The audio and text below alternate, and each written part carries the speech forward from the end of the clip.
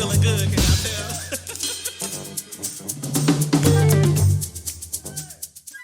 Okay. Hotel family, my name is Brother Ray. We'd like to welcome everyone to the Brooklyn William Mackey Jr. History Club. We meet here every other Wednesday in honor of William Mackey Jr., Louis Ray Rivera, the late great attorney Alton Maddox, his wife Leola Maddox, Brother Assar, Minister Khalid, Amos Wilson, El-Haj Malik Al-Shabazz, Gil Noble, and all the historians who gave up fame and fortune, tenure, good jobs, a lot of money. They sacrificed a lot because they wanted to die. We wanted to lead. They wanted to bring information to the global world community. They didn't have to do that, family. Miss Leola Maddox, who left us too soon, she had an old car, and she worked in Teaneck, New Jersey. And she would drive that car from Teaneck, New Jersey, all the way to Brooklyn, to the United African Movement, because she believed in bringing information to the global world community. And she ate her dinner in the United African Movement when she could have went home, because she believed in bringing people together in a live lecture to meet people. Dr. Ben, Dr. Clark, Ivan Van Sertima, Professor George Simmons. These people sacrificed and gave up a lot. So we honor them. Professor Mackey. So give them a big hand. Yeah. And for our Zoom audience, we want to thank you for participating with the William Mackey Jr. History Club. So give yourself a big hand for coming on. We're going to bring the camera over to the Amos collection. Zoom in. This is in honor of Amos Wilson and Brother Sababu of African World Info Systems. We have these books in honor of Amos to help Sababu continue the work of Amos Wilson. We have Blueprint for Black Power. Sababu's latest in honor of Amos, The Psychology of Self-Hatred and Self-Defeat Toward a Reclamation of the African Mind. Amos's classic, and I have to zoom it in. Black on Black Violence, the psychodynamic of black self-annihilation in service of white domination. I'm going to read it again. Black on Black Violence, the psychodynamics of black self-annihilation in service of white domination. So when you hear these big city mayors, flunky politicians, boule people, regular people, people that just want to say, well, what about black on black violence? Talk about that. And you ask them, have you ever read Amos's work? The Psychodynamic of Black Self-Annihilation in Service of White Domination. We just had a black man kill another black man over noise. In an apartment he wasn't even paying rent in. He lived downstairs. Never read Amos. African African-centered consciousness versus the New World Order. And you hear a lot about the New World Order.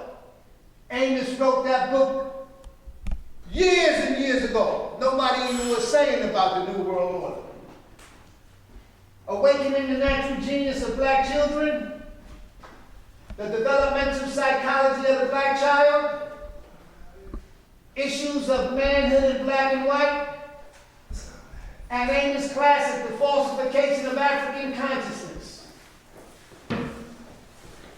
It states, the falsification of African consciousness, Eurocentric history, psychiatry, and the politics of white supremacy. And S.K. Daniana, Distorted Truths, the Bastardization of African Cosmology. So we have these books to help Brother Sababu and African World Info Systems. Now, in honor of the great Dr. Ben, black man of the Nile and his family, Dr. Ben went beyond the call of duty. They didn't have a lot of computers when Doc wrote this book.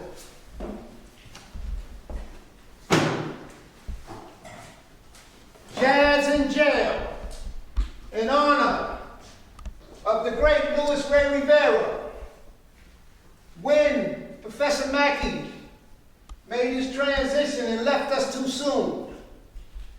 Louis Ray Rivera would come down here and he would speak for hours. And we on Quincy Street, Jefferson Avenue is about 4 blocks away. And Louis Ray would speak and he would pack up and we would walk him home and he'd speak for another hour and a half. He left us too soon. So we have this book in honor of Louis Ray, Jazz in Jail.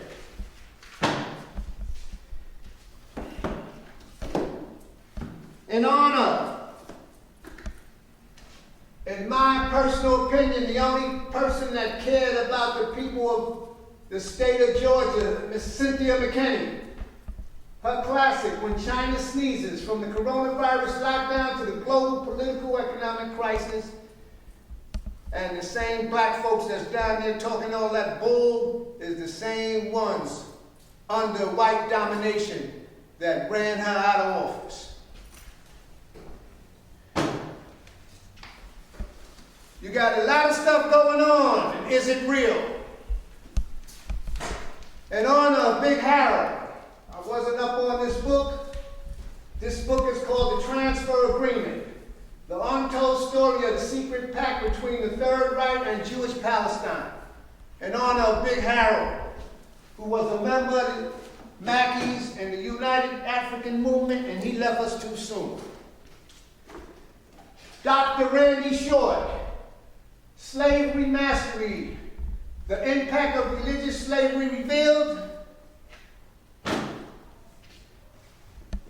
Sister Carol Alexander, The Unspoken Truth About Racial Divide, White Rage. I wound up picking this up. I think I got this for $2. The Lost Jews, Last of the Ethiopian Philosophers. The story of surviving ancient tribes of black Jews recognized as such by the state of Israel, who now faces extinction at the hands of their Christian and Muslim countrymen, the Lost Jews. Brother Ayo Kamati, War on the Horizon is his website, out of D.C. This is a small read. Jews are the problem. World War III, COVID-19, media censorship, First Amendment. Brother Ayo has done an excellent job. This is a small read, but after you read this book and he gives you the footnotes to do more research, we salute Brother Ayo Kamati, the irritated genie.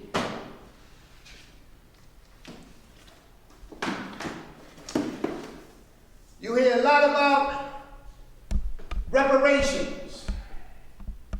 This is a pictorial without sanctuary. And if my wife could just beam in and see the pictures, of blacks hanging. A big parade, and you see who's being burned at the stake.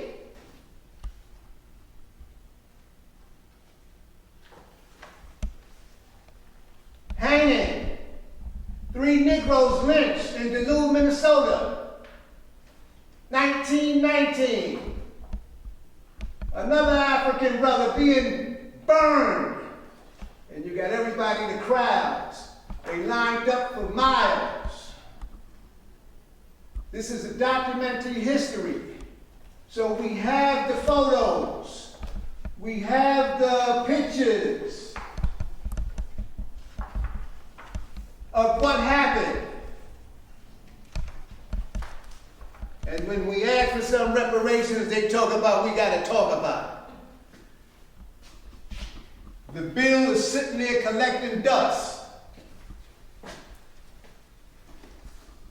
Edward Down, causes unknown. The epidemic of sudden death in 2021, 2022, 2023, 2024, and coming into 2025. Edward Down was an analyst for BlackRock. BlackRock owns everybody. Everything. Trillions in pension funds, stocks. And he was an analyst, and they wanted to find out why all of a sudden all these healthy individuals that was paying their premiums and was relatively healthy just start dropping. Youngsters. And he has the charts of the pictures and the final conclusion that it must be the slab.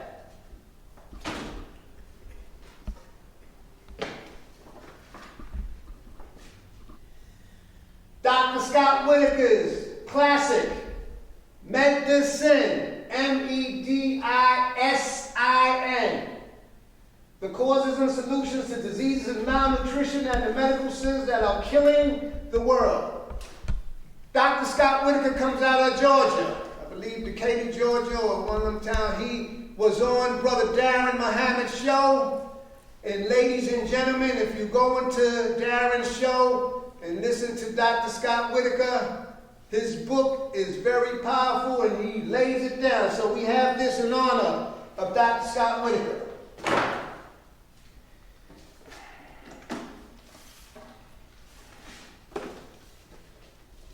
Presidential candidate Robert Kennedy and Dr. Joseph McCullough. The truth about COVID-19, exposing the Great Reset lockdowns. And the real Anthony Fauci, Bill Gates' Big Pharma. These books was #1 seller on the Times. What the Mackey's group is specializing in, and the speakers that come here, is they tell you to read and do your research. And when you read about Anthony Fauci, there ain't be enough toilet, there ain't be enough paper for you to wipe the tears off your face about what happened. Now, family, I was just cruising the area, and I find this book, and I read a few pages of it. Capitalism on a Ventilator. The impact of COVID in China and the U.S. The title of the book is Capitalism on a Ventilator. I just wound up picking it up, so it seems like a very interesting read.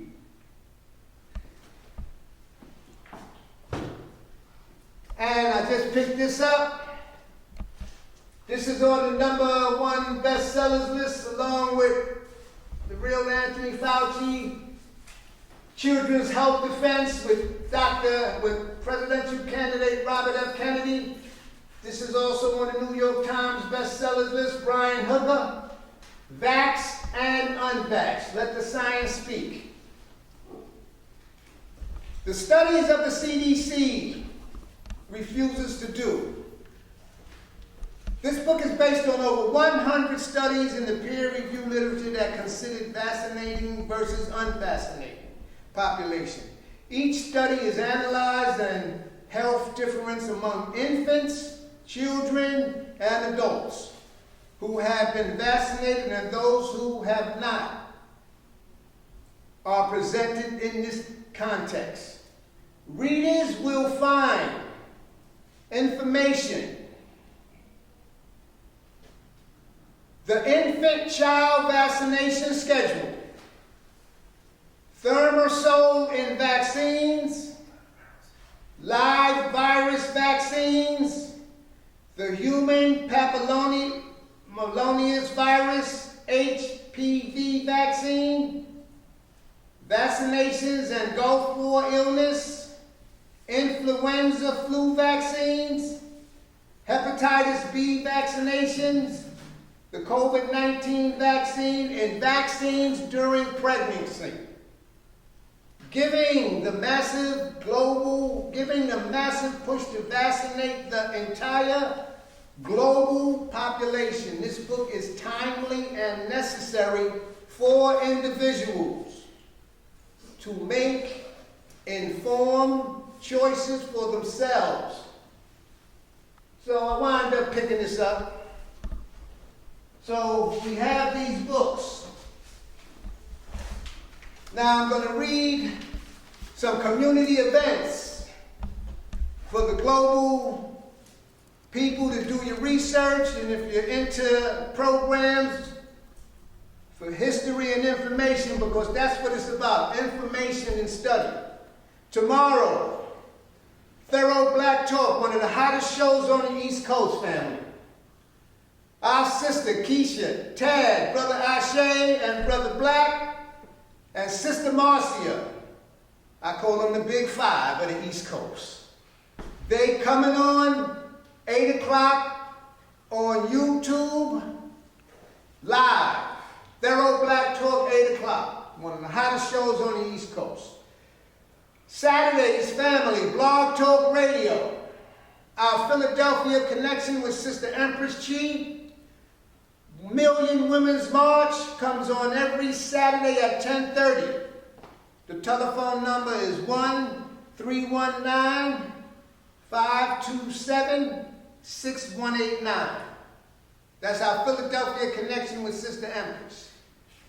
Every Monday on Sankofa Revolutionary Radio with Brother Anthony Muhammad out of Birmingham, Alabama, WSYP 95.1. Io Kamati comes on at 10 o'clock to 11 o'clock. That's one of the excellent programs. And you can call in. Our Baltimore connection with Brother Darren Muhammad. State of the City. He comes on Wednesday, sometimes Thursday, and he comes on Facebook Live, and he comes on Saturday on TuneIn Radio, and on Instagram under Darren Muhammad State of the City, 12 o'clock. And if you missed the last show with Dr. Scott Whitaker family, you missed a good one. But if you have Instagram, you could go into it, and all his shows are on, and you could go in and do your research and listen and go back and look up what he's talking about. Every Monday at 7 o'clock, Your Immunity Project with Dr. Aline. He comes on 7 o'clock, and that's on Tuesdays, and then Wednesdays or Thursdays, California Radio. Just look up Dr. Aline, Your Immunity Project. Our Newark, New Jersey connection, African Echoes. The mediator of that study group, African Echoes, is Brother Trust Graham. And they are doing the psychology of self-hatred and self-defeat for the reclamation of the African mind. So Trusting Them is doing an excellent job on Fridays at 8 o'clock. And if one of the members log on, he can send you the information, or if you send me your information via the chat, I can send it to you. On Saturdays at 1:30, the brothers out of Asbury Park, Brother True, and the Asbury Park, the Know Thyself Study Group, comes on at 1:30. Brother Trust Graham is also the mediator of that study group. So these are just programs that come on for the local metropolitan community and globally, because you can tune in all over the world now. Simultap with Dr. James McIntosh, Richard Dean Theodore, and Miss Betty Dobson.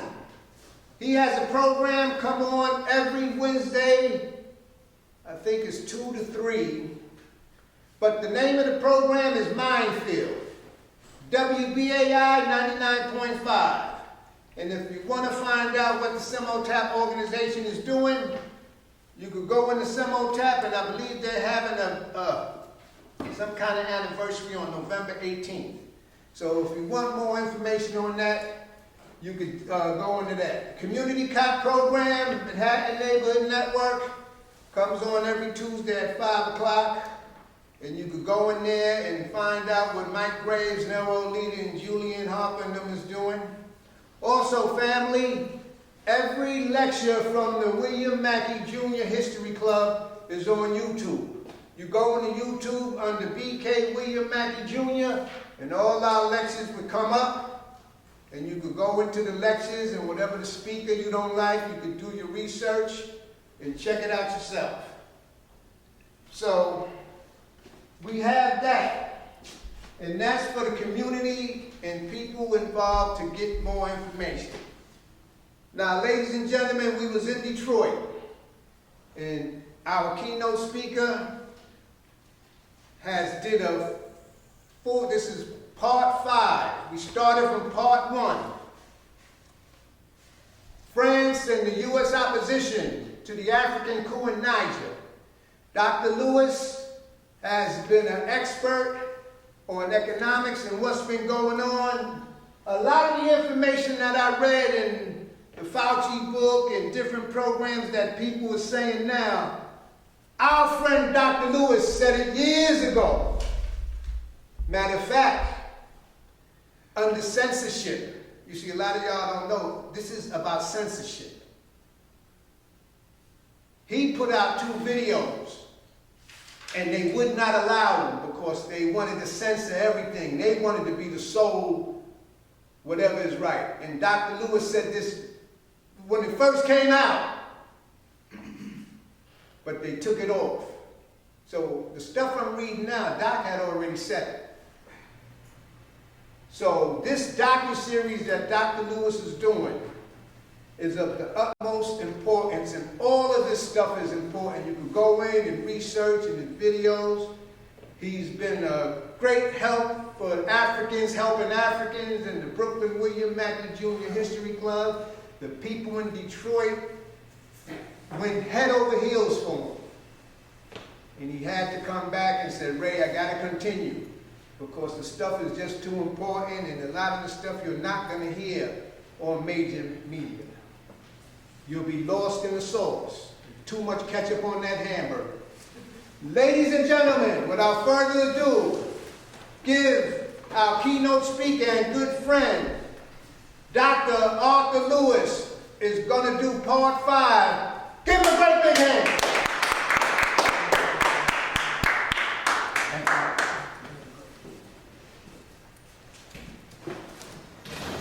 Thank you, baby.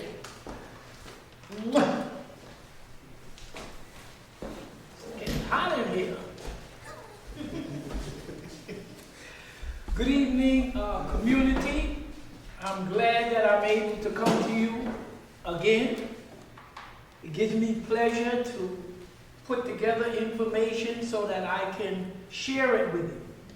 And what I like about it is that each of the speakers and each of the individuals here have information that we all need. And when we give these talks, we are educating each other. And that's, to me, one of the most important things that I feel could be done. In the preparation of these presentations, many times what I'm going to put in writing, I put it the day before or 2 days before. So I have to present it to you with my handwriting. But what I'm going to do is I'm going to get the back presentations and have them typed up so that they're much more legible and that you can put it in as a book. So this particular presentation has 10 pages to it. 2 or 3 of the pages are handwritten by me as I get the information. But what I'm going to try to do in the future is have all of the presentations typed so that it's much more legible. What I'm trying to do with these presentations is to, like a big puzzle, put pieces of the puzzle together about what? What am I trying to show in this puzzle? I'm trying to deal with Africa, the continental of Africa, primarily now. In other words, where's Africa? This is the year 2023. So we go back and forth. And so what I'm kind of projecting on is I want to show you the steps, potential steps, that Africa's development is taking compared to the rest of the world, so that you will get a picture in your mind. Where does Africa fit in globally now? What role has it already played? And what role will it play? So what I try to do is introduce material that I research. Like I said, I didn't originate any of this material, but I'm doing like most of us do. You collect it, you study it, you put it together, and each of us present it to each other because we can't read everything. So I try to deal with Africa, and I mean the history is so long. You can start with Egypt and long before Egypt. But I'm trying to frame it in Africa. Where does Africa fit in the world today related to all of the other countries? And so what I try to do is mix. So there are 10 pages here. We will cover these 10 pages in 35 minutes. The first 3 pages comprise material that we have already covered. And the reason that I put these first 4 pages in is to remind you, you cannot forget where you live here now in the United States of America. You can't forget that. In presenting it that way, I want to keep in our minds that we understand where we are. And the 2 things that I want to emphasize is take care of yourself and your family at all costs. And then, of course, when you do that, you will fuse it in with your community.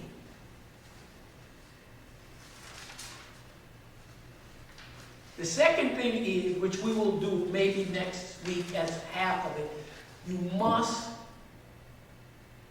keep yourself healthy.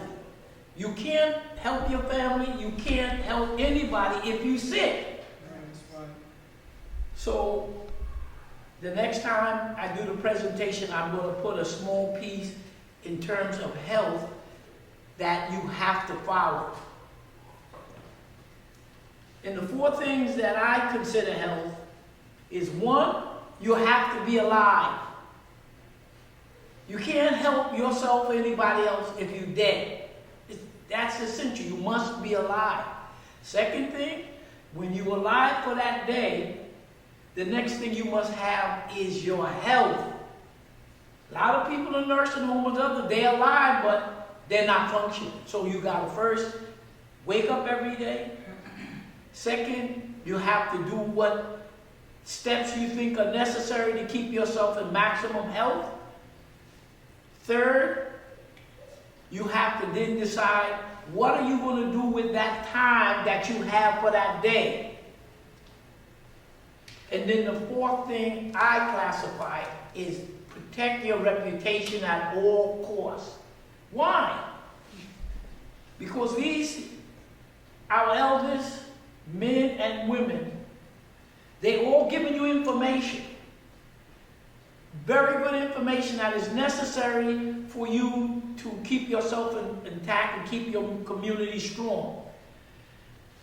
And what your enemy will do is try to destroy the reputation of that particular person or elder that gave you critical information that you're going to need as a guide. And they say, well, they gave us very good information, but we don't want you to follow up on that good information that was given to you by these men and women and our elders. So what you do is you destroy the reputation. What do I mean?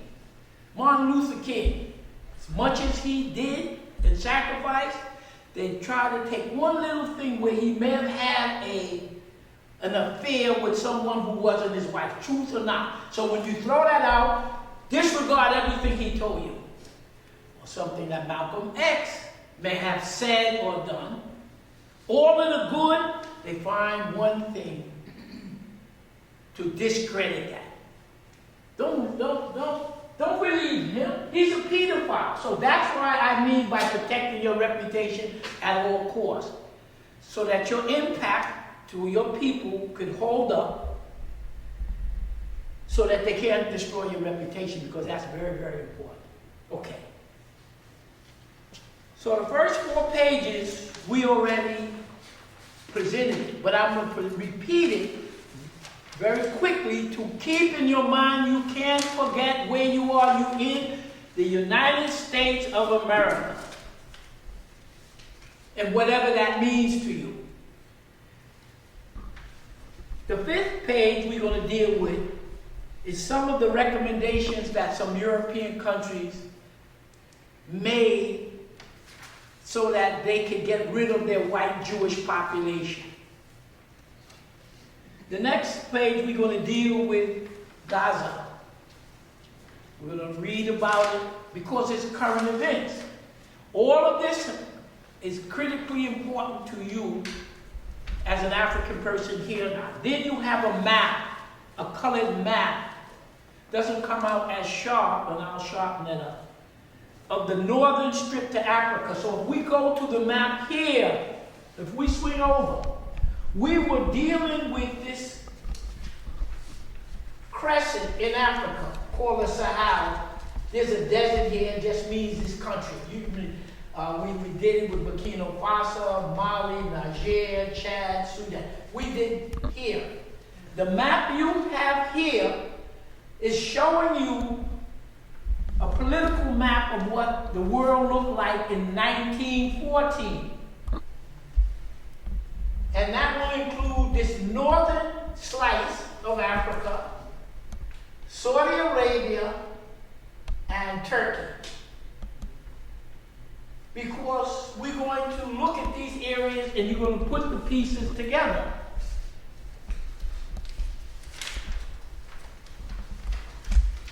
The last 3 pages of the 3 last pages, the first of the 3 last pages, I put together some information that I took from a book, a scholarly book that 2 African sisters put together, dealing with how did the French set up Africa after they put the enslavement, and then up until the time where they got most of these African countries, Central African countries, got their independence in 1960. The 2 sisters deal with the way they documented how the European put you in a straitjacket. What are you talking about? The same way in this country, most of us are locked down in debt, all kinds of debt. So she explains it. The 2 sisters explain it. So what I did was I read it, I correlated it, and presented it to you. The book here, you will be able to read it if you want. The last 2 pages is going to deal with, the last 3 pages of the 7 are going to deal with those countries, the French colonies that's in the Sahel. So you know the desert, the Sahel means next to that. So it's basically going to deal with Chad, Niger, and we're going to swing Mali and right. So we're going to, because remember the coup was here. We can read, okay, they call it a coup. So we're going to deal here. The last page, you're going to see what the African countries are beginning to do in terms of what they feel is necessary for the development of their respective countries. To go in stages. Okay, so let me read it for the individual not here. Page 1, I always like to photocopy the $2 bill of the United States of America to remind you who set up the United States of America, a white Anglo-Saxon businessman who came over in the 13 colonies. Who wrote the Declaration of Independence? White Anglo-Saxon men, privileged, who were landowners, that of the indigenous people, and they were all enslavers. So these are the men who practiced slavery on you, raped us, did pornography, did us in. So that's why I said don't forget where you are. Declaration of Independence, when we analyze it, we'll go through it, is the slave code of the 13 English colonies that had a slave code of how the society will be structured in regulating African people. These are the men who wrote the slave code. Each of the 13 slave codes, they just fuse it into one. The Constitution of the United States is a slave code document. Don't forget it. We're going to page 2. I always put this picture in, and I'll find the original, to remind you, those white men that's on the $2 bill, these are the white men, are the descendants of these people who started it. And you see what they were doing to you during slavery, and they continue to do it to you. So if you forget where you are, can't forget. We're going to page 3 and then page 4. 3, I'm going to reread Smedley's Butler, War is a Racket. It takes 2 minutes. The page number 4 you have already. I'm going to reread it, but only certain sentences. It takes 2 minutes. These are here to remind you you're still in a Nazi run country. Not the majority of people who live in here, the people who run it. I didn't say it, the history says it. So let me read Smedley Butler to reemphasize the importance of where you know what the United States is about. Because as he puts it, it's the same thing that this country runs on daily. Wars here, billionaires stealing all the money, a third, a half of the country in poverty. So that's why I read Smedley Butler, to remind you of who these people are. Who are these people? The one on the $2 bill and the one that lynched us.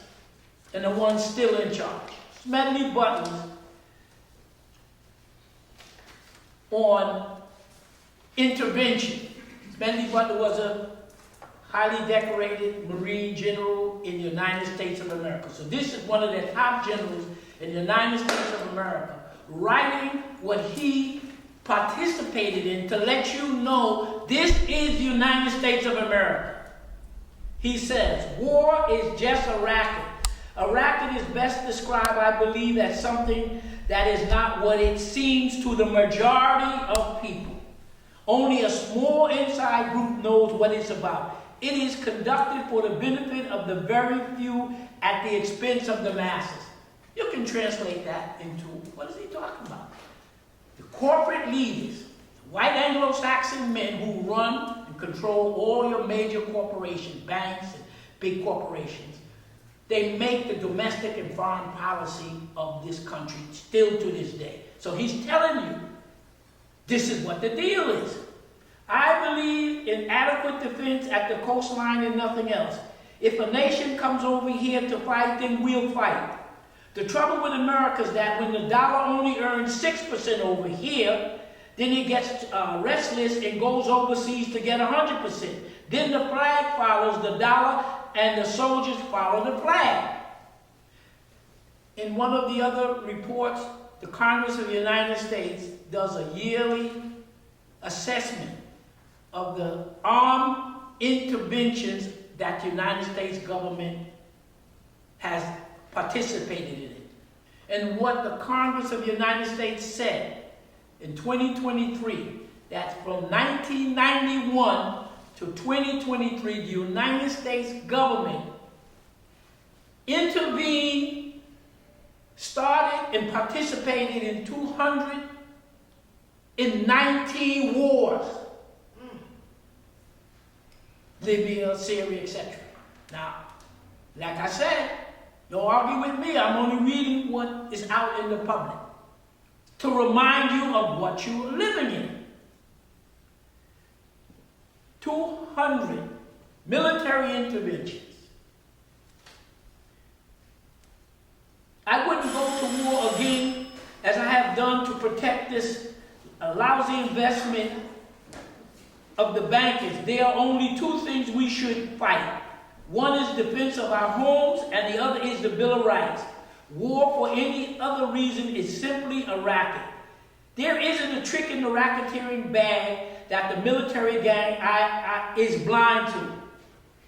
It has the finger men to point out enemies. It's muscle men to destroy enemies. It's brain men to plan war preparation, and the big boss super-nationalist capitalism. That's the foreign policy of the domestic and foreign policy of the United States. Right to the T. It may seem odd for me, a military man, to adopt such a comparison. Truthfulness compels me so. I spent 33 years and 4 months in active military service as a member of this country's most agile military force, the Marine Corps. I served in all commissioned ranks from the second lieutenant to major general. And during that period, I spent most of my time being a high-class muscle man for big businesses, for Wall Street and the bankers. In short, I was a racketeer for gangsters and capitalists. So he's identifying the corporations, all the bankers, all the insurance companies. He's telling you. I suspect I was just a part of a racket at the time. Now I am sure, like all other members of the military profession, I never had a thought of my own until I left the service. My mental faculties remained in a suspended animation while I obeyed the orders of the higher-up. This is typical of everyone in the military service. The foreign policy, these invasions and stuff, is only to steal from somebody to be brought back to a handful of people. It has nothing to do with you other than the suffering. Then now he tells you, at this period of time, late 1800s, early 1900s, I helped make Mexico, especially Tampico, safe for the American oil interests. Stealing oil. Stealing Texas oil, that used to belong to Mexicans. Stealing California oil, that used to be going to the Mexicans. In 1914, I helped make Haiti and Cuba decent places for the National City Bank brothers to collect revenues. Telling you what they did to the Caribbean.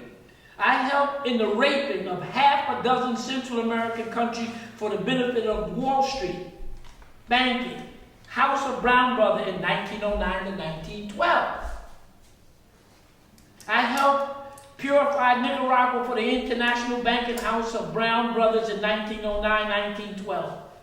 where have you heard that name before? I brought light to the Dominican Republic for American sugar industry in 1960. In China, I helped to see the Standard Oil when it was unmolested. Oh, you got to go to Standard Oil to help the Chinese, help us steal the oil that's around China. The same way we did with the Opium War I, when Britain went in to bother China. A couple of years later, you had Opium War II, when Britain went in, the French went in, and then the white Americans went in. During these years, I had, as the boys in the back room would say, a swell racket. Looking back on it, I feel that I could have given Al Capone a few hints. The best I could do was to operate the racket in 3 districts. I did it on 3 continents. Go to the next page. 2 minutes. Very important. Tells you how the country works internally with your taxes. See, I can't say it because I'm not qualified to say it. I don't have the statistics. I haven't been around for years. So we let the experts say it for us. Study of U.S. Congress literally doesn't care what you think. You have it, but I'm jumping around. Have you ever felt like the government doesn't really care of what you think? Second paragraph. Professor Martin from Princeton University and the other one from Northwestern University looked at more than 20 years worth of data to answer a simple question. Does the government represent the people? We go on to the second big paragraph. You may not be able to follow me because I'm jumping, we're coming. Their study took data from nearly 2,000 public opinion surveys and it compares. Third paragraph down. Princeton University study, public opinion has near zero impact on U.S. law. In other words, he's telling you, don't care what you vote for this one or that one, it doesn't make a difference to the domestic or foreign policy of anything that benefits you. The preference of the average American appears to have only a minuscule, near zero, statistically non-significant impact upon public policy. One thing that does have an influence is money. Next paragraph down. Near every issue we face as a nation is caught in the grip of corruption. You just explaining. These are white men, professors, explaining how the United States government works. It's modern feudalism, slavery, basically. They spend, let's take $5 billion. They spend $5 billion influencing the American government. We give those corporations back trillions. It's a vicious cycle of legalized corruption. This is what he's describing, your government, his government. U.S. Congress literally doesn't care what you think. We go on to the next page. The next page deals with white Jews in Europe. Because the following page, we're going to get to the Gaza Strip. How these white Jews got to be on the Gaza Strip, which is the western part of Southwest Asia. The Jews, we're talking about Israel. And this is just a few things you can pick up. In 1903, so this what I'm going to read you is 5 countries who were talking about how do we get rid of our Jews. I don't know why they want to get rid of them, but they didn't get rid of just white Jews. The Africans that were there when we were brought in, Hitler killed, 6 million, they say? White Jews. He killed 6 million white Christians. Couple of 100,000 African and hundreds of thousands gypsies, the dark-skinned Asians. Just killing everybody. Part of it had to be the soldiers went to war. There was a shortage of workers. So they just took you. Just like we worked on the plantation, got zero. They did it to the Hitler people. They did it to white Jews. They did it to white Christians. They did it to Africans and Jews. They put you in these work camps. to work and make things. And then when you got sick, why are you going to take care of you? Just dispose of you. So this is what the British was thinking. So I don't have any clue. I have no opinion one way or another about who these people are, white Jews in Europe. There's a whole series that you can study, the Khazars. Okay. 1903, the British-Uganda program. East African Protectorate. This is at the time when the Britain had that part of East Africa under as a colony. They say East African Protectorate. What was the East African Protectorate? The Mau Mau escarpment, 5,000 square miles, or Kenya. Should we put these Jews into Kenya?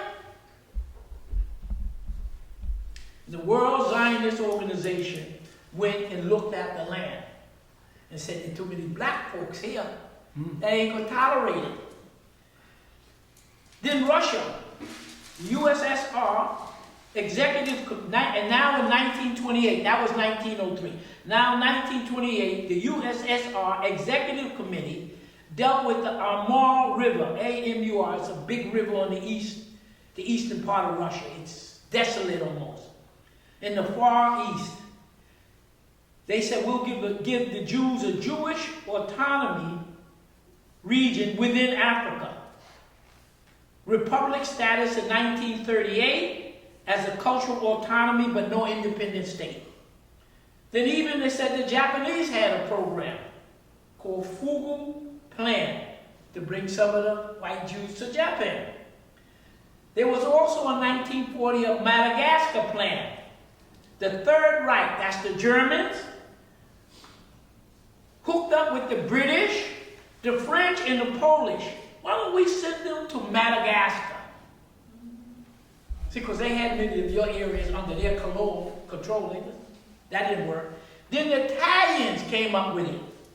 The Jewish population, the Europeans. So why don't we send them to Italian East Africa? That was a little part of up around Ethiopia. The Italian East Africa, the New West Territory with the Beta Jews. Dr. Bing comes from Ethiopia. His religion is Judaism. Because you know Dr. Ben has a book, Africa Mother Made the Western Religion. Judaism, Christianity, Islam, they all come from your ancestors in their writing. All of that stuff in the Bible and stuff, you find it in the religious texts in Ethiopia, Sudan, and all the way down Central Africa. Africa, Mother Western Civilization. So if you're a Jew, you believe in the Old Testament, all coming out of Africa. If you're a Christian, you believe in the Old Testament, and then you believe in the New Testament, meaning Jesus in them. And if you're a Muslim, you believe in the Old Testament, you believe in the New Testament, then you add it on the Muhammad. So the Italians said, why don't we put them with the blacks? I don't know what they call us, but that's what they think. It didn't work. So they finally came up in 1947 called the UN Partition Plan for Palestine. So nobody wanted the Jews. Really, the British was not going to give these Jews Kenya or Uganda, this fabulously rich place. So they wound up in the next page, Gaza. Now,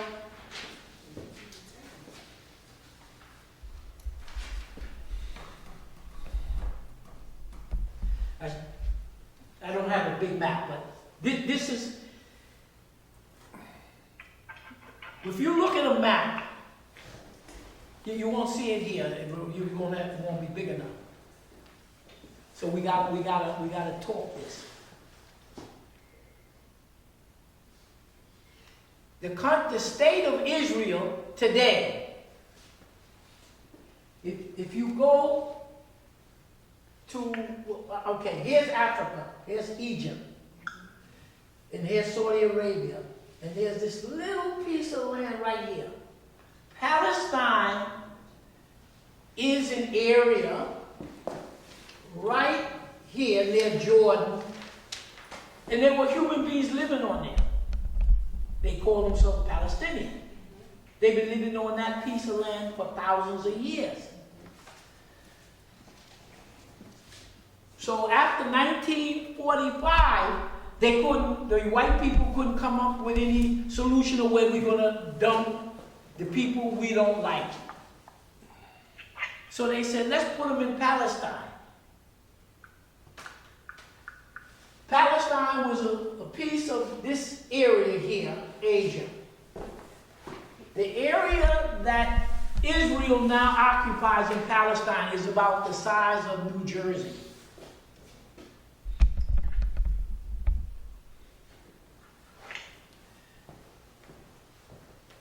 The British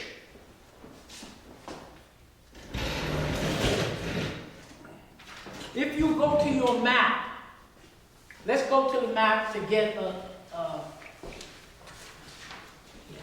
now, we're jumping ahead, but what this map shows, 1914, 1915, 16, 17, World War I is raging. Started in 1914, it ended in 1917, 1918.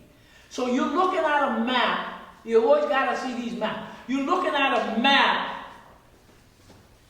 you see, remember, those countries, Nigeria, Mali, Burkina Faso, they're in the Sahara. You see this crescent? This map talks about who came in and took the roof of Africa. Which European countries went and took the roof, right? So this map, you want to see which countries took the roof of Africa and what countries took Saudi Arabia here.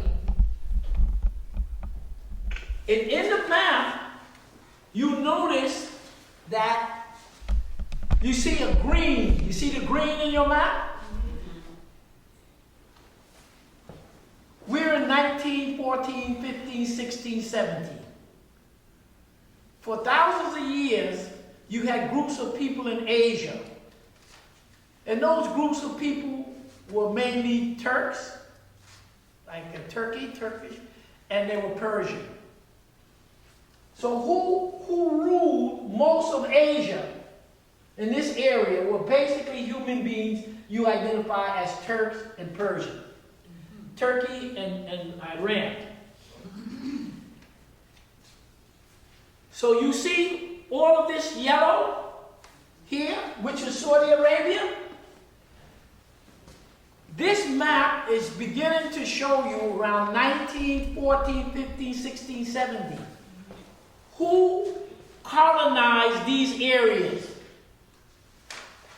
The green areas represent what is now present-day Turkey, the Ottoman Empire. They had all this land, but they lost. They were on the losing end after World War I. Around when World War I was happening, you see the flag. That's the UK, Britain. They were over here stealing Iranian oil. It's up in here. That's where Iran. They're stealing Iranian oil. They're stealing oil from here. So you're looking at a snapshot of 1914, 1915. After the war, okay, let's jump to Africa. You see this part of Africa? Remember the Niger and Mali, Burkina Faso, they're in the crescent, right?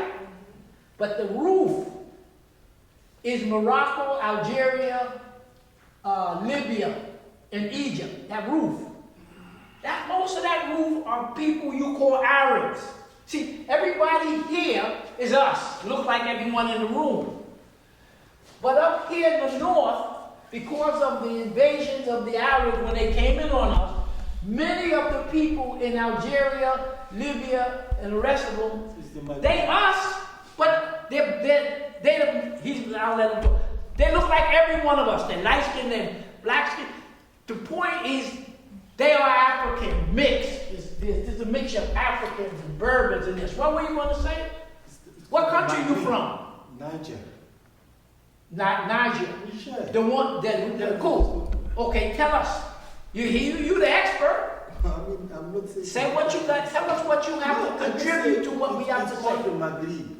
Maghreb, the north. Okay. So you're saying this is the Maghreb. The Maghreb. So at the beginning, you have what we call Berber. Okay. Okay, the Arabs, they came after. Right. They came from Asia, but Yes. the Berber are truly from Africa, North Africa, Maghreb. Yeah. The Arab invasion 7-11 came mainly to the north and some here. Okay. That's it? Yeah, that's Okay, okay. So just to distinguish, you say these are Arab, but when you see Libya's all colors, just like this room is all colors. Africans here, the Arabs, people you call Arabs, a large percentage of people in Saudi Arabia who came in here, they were Africans. Africans had conquered all of this. And you look at the Arabs so on the TV, you look like any one of us. So I'm not saying that there's any particular distinction, but the point is the French took this part, and at the time, the map tells you who took these parts. So you see over here, this big orange, the French, Algeria, Morocco, Tunisia, okay? Now who took, for a short period of time, the central part, Italy, had some influence. Now you see these two areas, who took Egypt and Sudan. The British were there. Now you notice United States is not here because United States at the Berlin and Brussels conference did not take a big chunk of Africa. They took Liberia and a piece of the Congo Free State. So it's a lie if they say they didn't take it. They were lightweight at this point. So you have the British here, they're all there stealing. That's the main thing. So you see this area here, right? Right here, this little area, that little piece of area right there, that's where Israel is. Okay? So because the Europeans didn't know what to do with the white Jews, this is not Dr. Lewis' interpretation. This is what happened. They say in the paper what happened. They had to find some place. So the white Jews heard us add to British. Give us this little piece of what is now Palestine. Yeah, but people live on it. I don't give a damn. So when 1945, 46, 47, the UN said, well, what we'll do is we'll let the white Jews come in on those Arabs in the what is now Israel. Give them that. But the British wasn't going to give them Kenya. They weren't going to give them anything substantial. So they let them. So 750,000 Arabs in 1945, 46, 47 was pushed off the land. Okay, that's a basic history. The same thing like the indigenous people living east of the Mediterranean when they began to cleanse all down south. It's the same basic thing. I just wanted to just try to put a quick thing in there because we're going to deal with what's happening there. So what you now have in what is now Israel, about the size of New Jersey. So the Israel came in and they displaced 800,000 people and pushed them off the land. Pushed them into what is Jordan, pushed them into what is Lebanon, and pushed some of them into Egypt. So they took the land. The same way the United States took the land. So therefore, none of these European countries was going to give those white Jews any nice piece of land like Ethiopia or Kenya, lush land, agriculture. They gave them a desert. The UN said, okay, you white Jews can move in, but make an accommodation with the indigenous people. They said no. So they drove them out. Okay. Let's go on to deal with the present day, and we will fill in as overview as we can. This sheet here, what it represents, to the best of my ability, of putting together a history, quick history. You got to verify it so you'll see. So Israel was created in 1945, 46, 47. The British let them have that little piece, and they drove out 800,000. Israel now, when you see a map of Israel, you will see, I'm going to use Africa as a picture of Israel.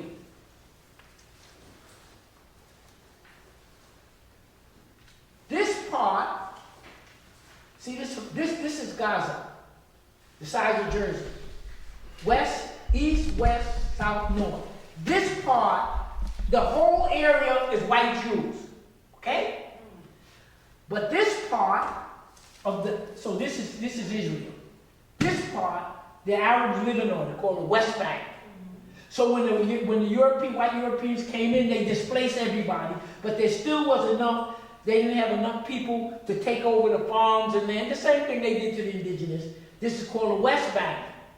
And then a certain group of people, the Arabs who were driven off the land, a lot of them now live in the West Bank, and there's a little piece of them living, let's take this, that's Gaza. Okay? That's Israel now. It's this big country, and they call it West Bank. But the United Nations said you should have a two-state, so they don't want it. So what Israel has been doing is Israel has been wiping down the Arabs that remain in the West Bank and Gaza. The same thing, they wiped it down. Let's go through this quickly, so you just kind of get the feel for it. The Palestinians are indigenous people who've been living there for thousands of years. I don't know who lived there before. If you go to biblical archaeology, the Jews said that they were there since whenever in the Bible, about 2,000 years ago. It's my land. Whoever's in the Bible, I don't know the Bible. Whoever's in the Bible that's supposed to be Jewish, we were on this piece of land you call Palestine 2,000 years ago. But if you go to biblical archaeology, the people who dig, their cities, somebody was living there. The cities below Gaza, the city below what is now Israel, they dug in the ground and they dated that there were people living in that area 5,000 BC, 4,000 BC, 3,000 BC. So when the Jews claimed that they was their land from the Bible, the problem you have is, how is it that biblical archaeology have people living in that area and there's cities that are 5,000 years dated, 3,000. I don't know who it is. You can say who you want. Phoenicians, who did populate that area, were basically black people. But that's not me trying to claim anything. I'm just making the point. When they said that the Bible said we were here 1500 BC and the this and the that, well, you had people living there, according to archaeology, long before you were there. So let's read this down. So, for those people who didn't keep up with it, if you look at your map, okay, you got to do it here. So this is Israel. You have this. So what Israel did was, the Arabs in the West Bank, they've taken the land from them. Those Arabs who were pushed down in this Gaza Strip, it's only, what is it? It's 25 miles by 8 miles by, it's a small little strip. They say there are 2.5 million Arabs living in it, in a small area. It's an open air concentration camp. So Israel walled this off, these Arabs walled off with barbed wire fence and everything. And so over the time, you got the Arabs came out and they attacked the white Jews in the rest of it, okay? So let's look at Gaza, this open strip. It's as if you took Coney Island, and you took all the black people, half of the black people in Brooklyn, and stuck them on Coney Island. That's basically what it boils down to. So there's a fence. You see it here? There's a fence. This is the Mediterranean Ocean. There's a fence here. They're locked in. Concentration camp. And this is what happens in these people's there. There's a border with Egypt. But the Palestinians have dug tunnels that connect Gaza. Gaza's that little strip. So what Israel does is they control their food, their fuel, their medicines. Okay. So you look up here, Egypt. Okay, let's read it quickly. Arabic people in the Gaza Strip. Sinai Peninsula borders here. This is the Mediterranean. Okay? Growth rate, okay, high. Water. Israel controls their water, their food, their electricity. They cut it off when they want. That's considered international crimes against humanity. 25 minutes of growth, Israel water. Okay, now number 7. Gaza doesn't have. They don't have an airport. They can't use the sea. They're in a type of concentration camp, and they grow their own food. Let's jump to this column and this column. We're going to read, trying to give context in a short period of time. 1914, 1918, League of Nations. We go down 1947, UN, Arab, Palestinian, British mandate. That's just giving you some of the history. Okay, let me just shorten this up very quickly.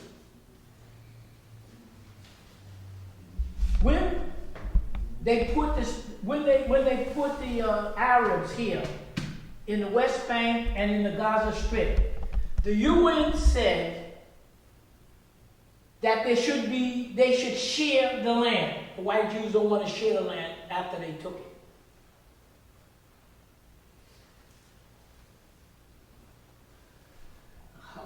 How are we going to do this?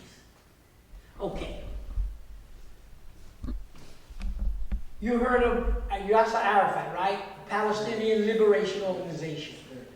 So the Arabs here, they had a Palestinian Liberation Organization to represent the interests of the Arabs here in the West Bank and in Gaza. The white Jews did not want to deal with Arafat and the Palestinian Liberation Organization. So the history is that Hamas was what Hamas was. They call it the Brotherhood from Egypt. What Israel did to weaken Arafat is they helped develop Hamas. It's the Brotherhood to weaken Arafat, and that's how Hamas got in existence. The Jewish people helped create them to weaken Arafat. Again, the history I'm jumping around, but I can't give you the full history. So let's leave that page so that you get the idea. Israel, that little strip, size of New Jersey, there's still Arabs living here. There's Arabs in Gaza Strip. Gaza, the Arabs in Gaza Strip and West Bank was under Arafat. To weaken Arafat, the white Jews in the Western nation, they helped develop Hamas. And now it backfired. Okay, so let us go because it's a little too much for the time we have. Let's go to the next page. Now, the map. The countries here, Those are the Sahel countries.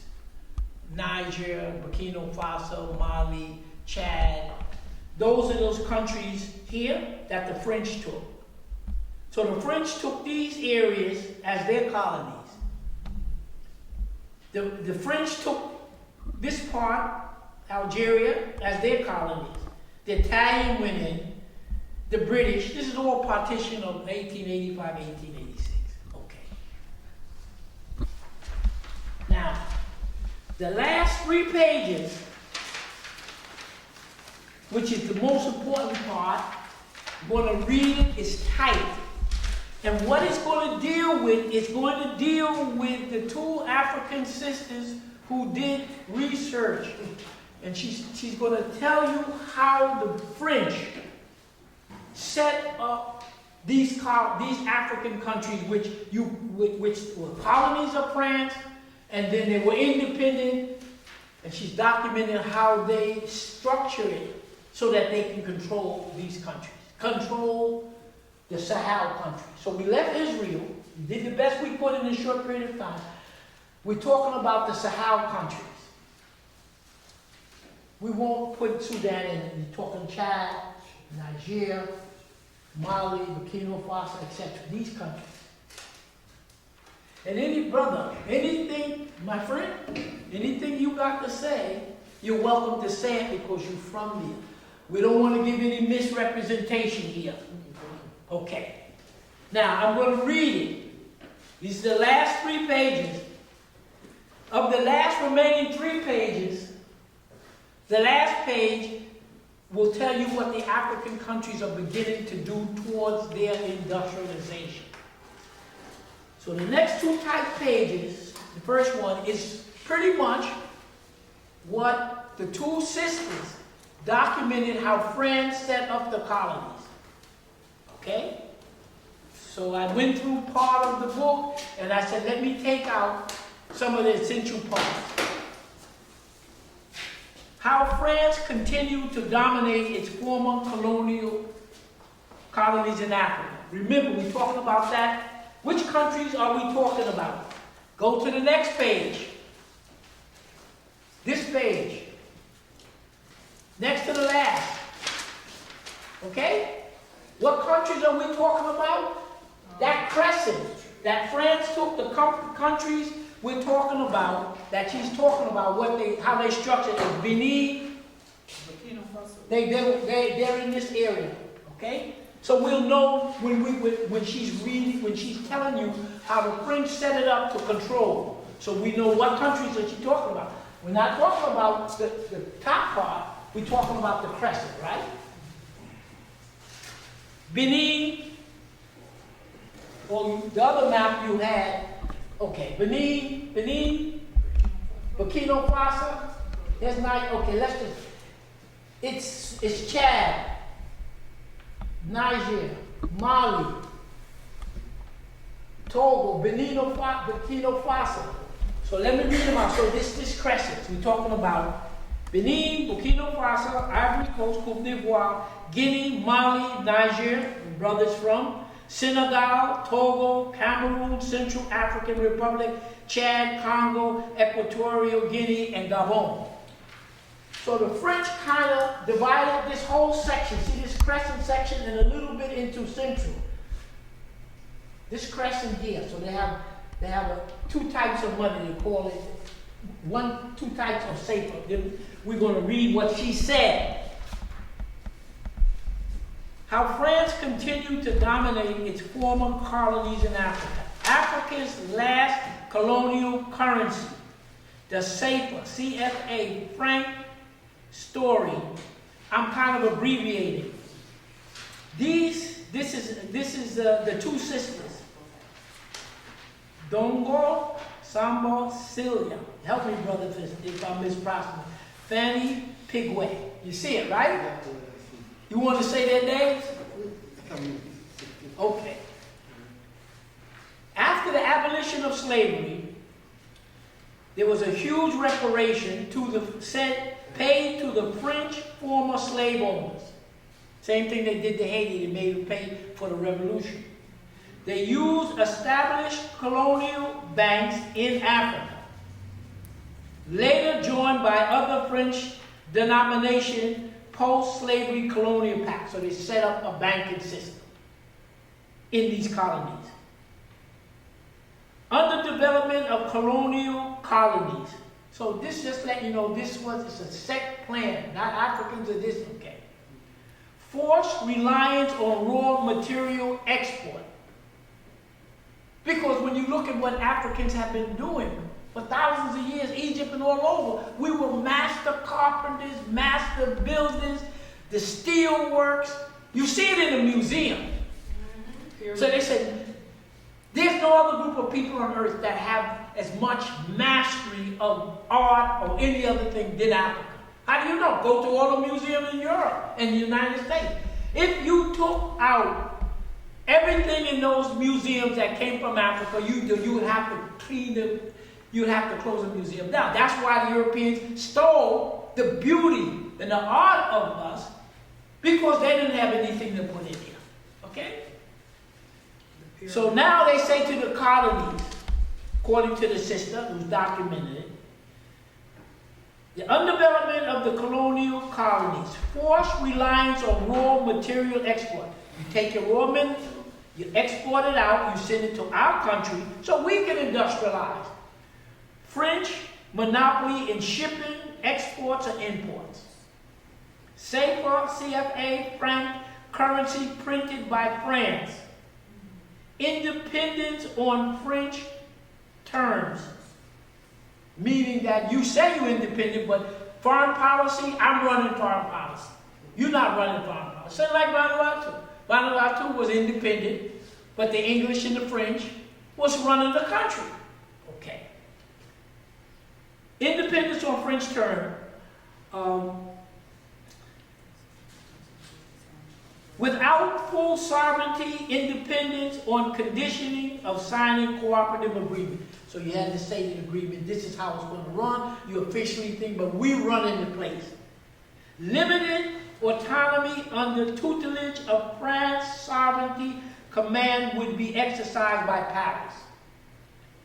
Independence, France chose the leaders to be heads of state. That's when they say now, a number of these so-called coups, and you say, who put in, I use his country. Only because that I read it. Now, I'm no expert from Niger, so forget that one. I'm reading what happened. Let's take Niger. Brother asked me today, why did they take Bassoum and they remove him? They call it a coup or don't coup. And I told them the only answer that I can give you, and she'll document it here. Why would you make an agreement to sell your uranium for 80 cents? Let's use a kilogram. Let's use a pound. It doesn't make a difference the weight. It's the concept.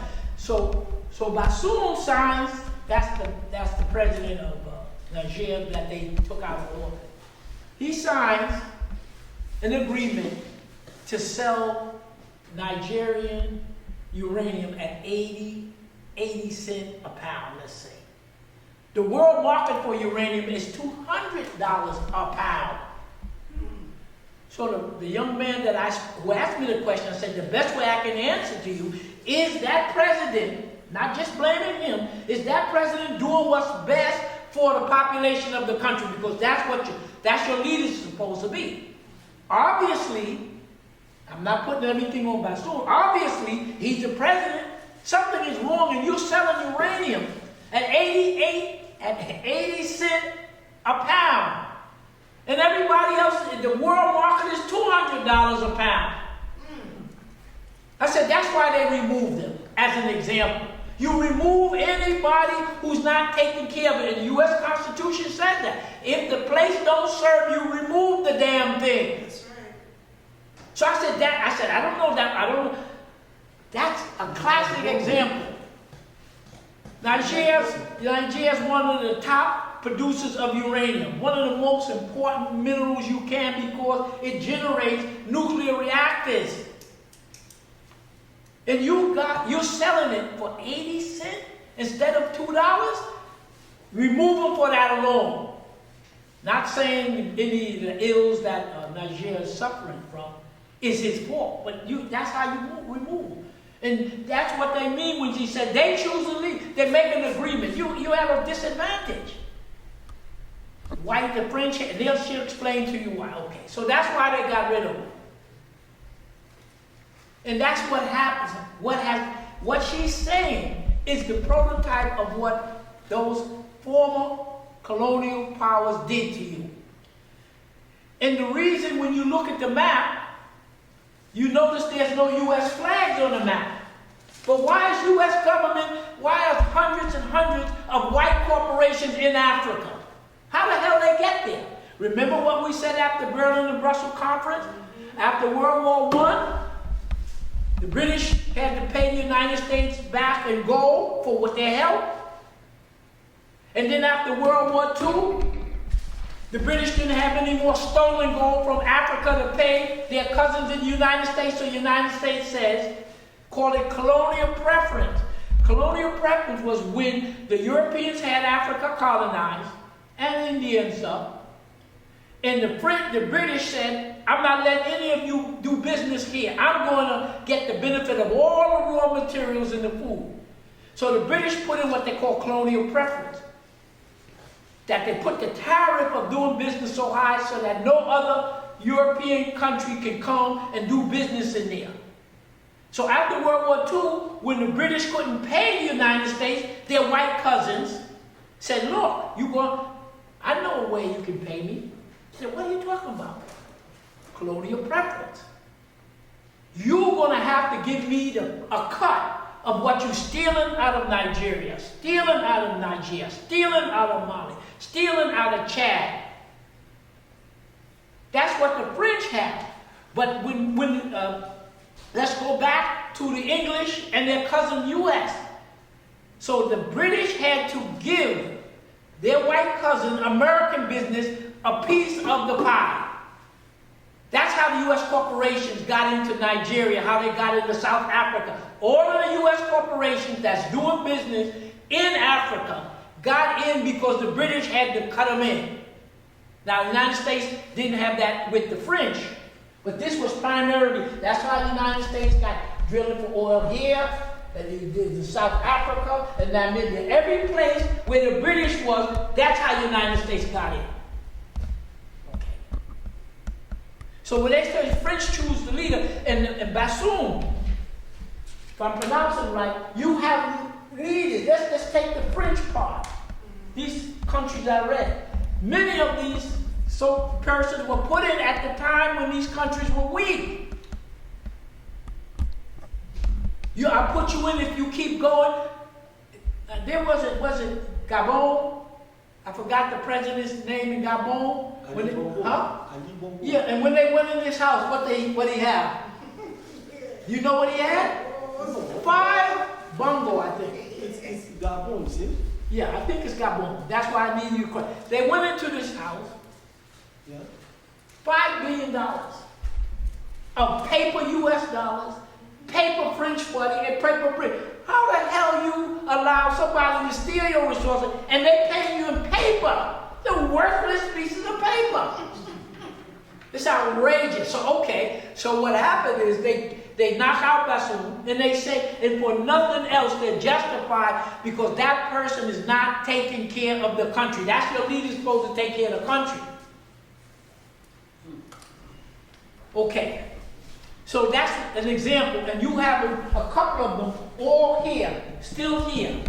And these so-called coups are wiping them out. It's the young people who tired of it. Plus the world is changing because you can now, as an African country, you can now get help from Russians and Chinese or whoever else you want to get help from. Okay, so let's go on. So Bassoon is an example of what they choose to lead. Okay, you work with me. And okay, let's go on. I don't want to have them. Choose the leaders. They listed, linked to Paris, cakes, orders. If you don't, they have reprisals. Military bases in the country. You notice in each of these countries, the French always had their troops there. Yeah, that's the control. They put the president in, They have a very weak military. Most of these countries before have a very weak military. And then the French have 1,000, 1,500 troops. So the French had most of the troops there. So they put their troops to control you. You don't do what you want, you know what happens to Lumumba and a number of other ones. You don't do what you want, we kill you. We replace you, we make the coup. So let's go.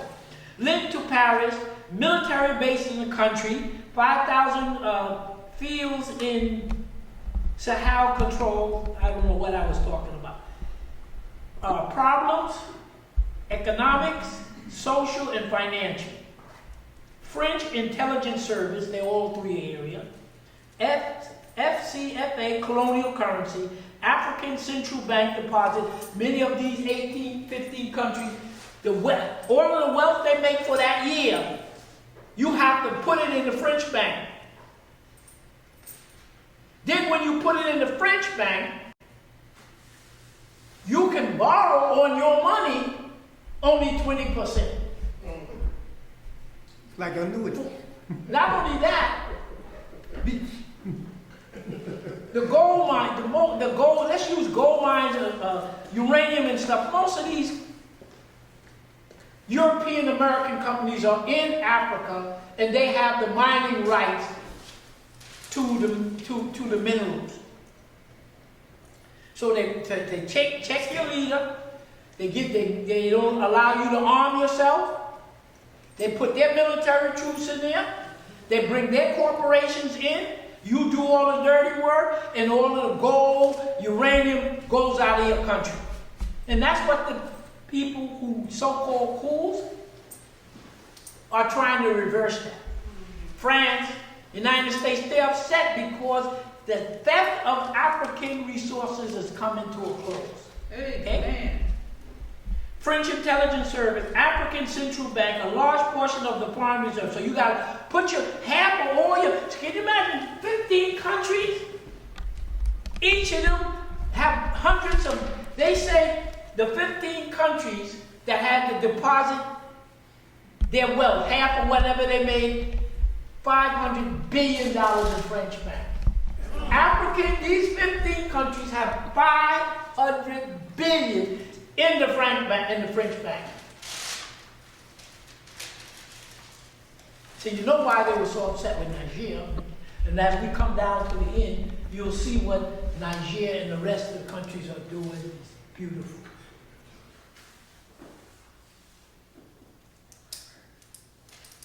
Then in the bank, so you got to take half your earnings, put it in the French bank. Then you got to take your gold and everything that you dig up. Most of it leaves the country in these foreign large corporations. That's the real price. Say that again, Kilo? That's the real price. Okay. They will just sell it, just giving it away. Okay, development, foreign exchange, trade, borrows, French. And the reason this happened is because they had the gun. So whether it's Mali, Burkina Faso, Niger, you make the coup. You don't have to kill people. Take them out. And then you now bring your natural resources under your control. And we're going to deal with that in the last page. French military operation done with the help of the U.S. Europeans hold the history of colonialism. Remember, Ray, remember the link that I sent you? Niger, okay, let me read the last page. She was begging. Let me read the last page and then we go question and answer and really get into it. Niger, I shouldn't say it's excuse me, women here. Niger got Nigeria and Europe by the balls. Niger, and you'll see why. Let's take the last page. Safer, franc currency, French treasury pegged in euro. So all that money has to, okay. The French created, they control it. Come on. Central African safer. There's a Central African and West African safer. Debt trap. Take new loans to repay existing loans. Obligation cycle of compounding interest. French language. Lingua franca, spoken in trade, culture, diplomacy, and business. Everything has to be done in French because that's the way you take away the cultural genocide. That, I think the president from Burkina, Burkina Faso, no, Mali, he banned French as the official language. You can still speak French, but he's elevating the local and the regional language. In other words, Dr. Ben calls it cultural genocide. They're getting it back. Yeah. Western countries' business roots. Okay, now let's go to the last page. And that's me. Okay.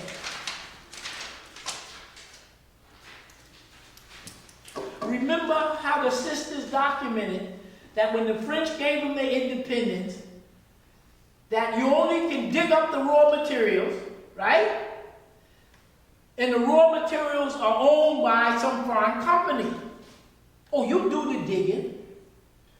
And in the gold mine, 90% of the gold goes out to France and 10% stays there. You can sell that. So in other words, you got to dig for the gold, which is very chemically, okay, it's dangerous.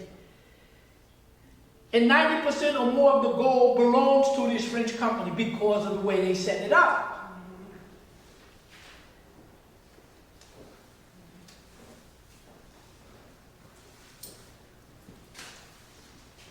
They don't want you, they want to be able to own the gold, or let's say the natural resource. You do the work, it gets shipped out, raw material gets shipped out, you pay nothing for it. And then they make some product and sell it back to you. Okay, so I call this the beginning of the industrialization of Africa. Now, on the last, see this last page? What do I put here? You see this corner here? Up, whatever is left to your left. You look at this last page here, that little picture I drew of Africa. Oh, yes. The silhouette. Africa supplies to Europe and China. I use China as an example because Africa is going to run past China in terms of industrialization. Without what Africa provides, China couldn't make a damn thing. And Europe couldn't make a thing. And that's why they took us. They enslaved, they took the unskilled and skilled people. You built DC, you built Europe, you built France. You did it in your continent for thousands of years. Do it for us. Yeah. So this is what today Africa trade with Europe and China. I use China as an example. Asia, no, don't put China. Asia, they all, Japanese, the Koreans, China, they all get most of what they need from the continent. Okay, now, what is it they need? The same thing, okay. Coal, C-O-A-L, gas, oil, wood, fertilizer, food, minerals, and uranium. So the Europeans now come to the Africans. Don't industrialize. Don't use your oil and gas to develop your country. Why? Because if you have oil and gas, primarily, uranium, this is what you can do for your country if you want. You can make adhesives, aluminum, batteries, glass, grinding material, manufacturing, molding, paint, plastic, smelting, steel, welding. These are the things you have to make if you want to industrialize your society. Build all these bridges and they build roads. That's how this country industrialized. That's how Europe industrialized. They went and took us out. All of the pyramids. I forgot the name, but someplace in West Africa they have a war, longer than China's war. Benin. Okay, we look at it. So without these raw materials, China doesn't make anything. Okay. Europe doesn't make anything. So Africa, under colonialism, the global structure of Africa, you only supply us with raw material. That's all your job is to supply us with raw material.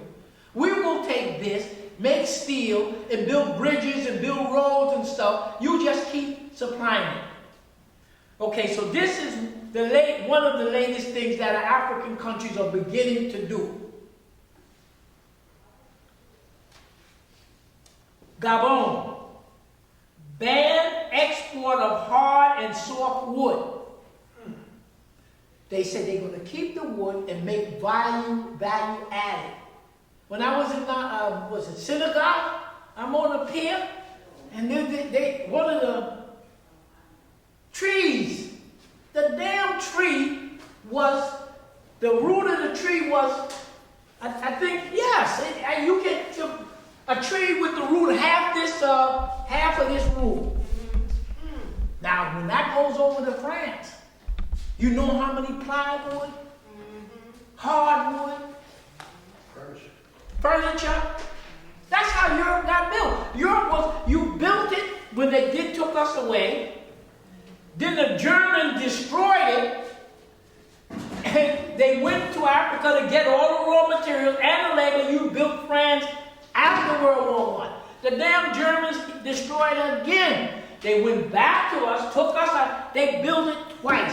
I tell people, if you look at any capital or anything in Europe, all of the resources came from Africa, and most of the skilled labor came from to do that damn work.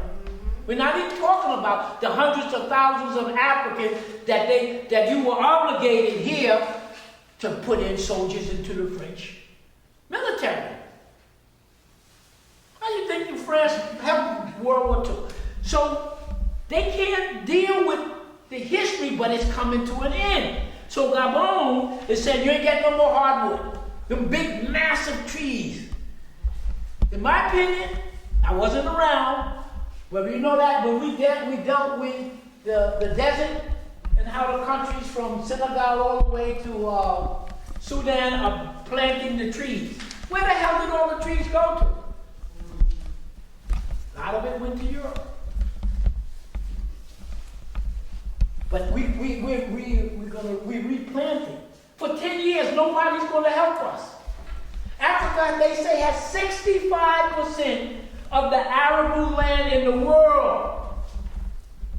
And when they reforest the Sahara, it's going to go to 75%.